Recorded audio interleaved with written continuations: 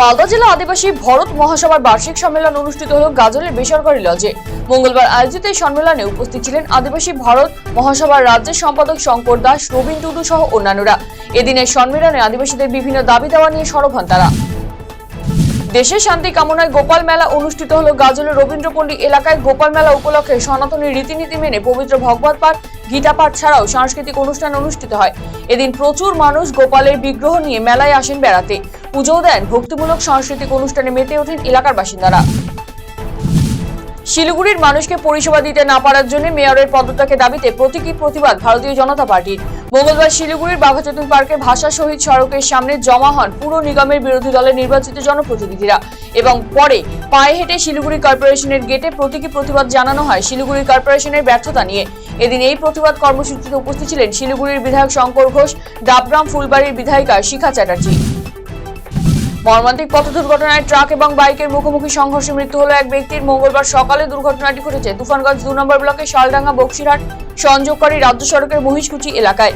ঘন কুয়াশার ফলে এই দুর্ঘটনা বলে আশঙ্কা করা হচ্ছে। পুলিশ সূত্রে জানা গিয়েছে, মৃত ওই ব্যক্তির নাম প্রলয় সাহা, বয়স 35 বছর। তার বাড়ি ফলিমারি গ্রাম পঞ্চায়েতের বার্নিকাটার বাসিন্দা। তিনি পেশায় স্কুল শিক্ষক। পার্কে রাইডের চাকায় চুল আটকে মর্মান্তিক পরিণতি ছাত্রীর। ঘটনাটি ঘটেছে সোমবার শিলিগুড়ির দাগাপুরে অবস্থিত একটি অ্যাডভেঞ্চার পার্কে। জানা গিয়েছে, সোমবার বিহারের আরারিয়া থেকে শিলিগুড়ির দাগাপুরে অবস্থিত একটি অ্যাডভেঞ্চার পার্কে ট্যুর করাতে নিয়ে আসে একটি বেসরকারি স্কুল কর্তৃপক্ষ। সেখানে শিক্ষিকা মায়ের সঙ্গে তার 17 বছর বয়সী মেয়েও আসে এই ট্যুরে। 50 জন ছাত্রছাত্রীদের নিয়ে এই ট্যুর করাতে এসে মর্মান্তিক ঘটনা ঘটল সোমবার। জয় রাইড করতে গিয়ে রাইডের চাকায় চুল আটকে মাথার খুলির চামড়া বেরিয়ে যায় 17 বছর বয়সী ওই ছাত্রী। তড়িঘড়ি তাকে উদ্ধার করে মাটিগাড়ার একটি বেসরকারি হাসপাতালে নিয়ে আসা হয় চিকিৎসার জন্য। বর্ষবরণের কনসার্টে যোগ দিতে দক্ষিণ দিনাজপুরের বালুরঘাটে এসেছেন বলিউডের প্রখ্যাত সঙ্গীত শিল্পী কৈলাশ খের।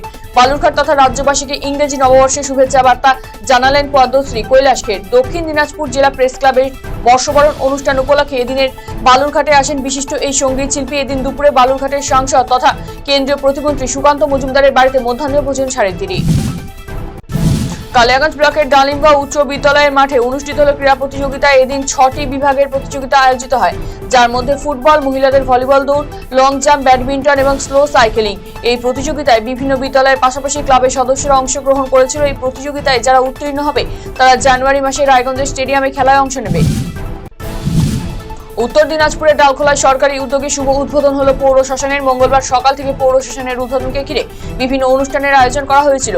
এদিনের অনুষ্ঠানে বিশিষ্ট হিসেবে উপস্থিত ছিলেন উত্তর দিনাজপুর জেলা পরিষদের সভাধিপতি পম্পা পাল, করণদিঘির বিধায়ক গৌতম পাল, ডালখোলার পৌরপতি স্বদেশ সরকার সহ অন্যান্য বিশিষ্টজনেরা। প্রায় 2 কোটি টাকা বরাদ্দকৃত অর্থে পৌর শ্মশানের উদ্বোধন করা হয়েছে। শ্মশান এলাকায় একাধিক গাছ লাগানো হয়েছে। এদিন একটি সরবরাহ বিধায়ক এলাকা উন্নয়ন তহবিল থেকে প্রদান করা হয়।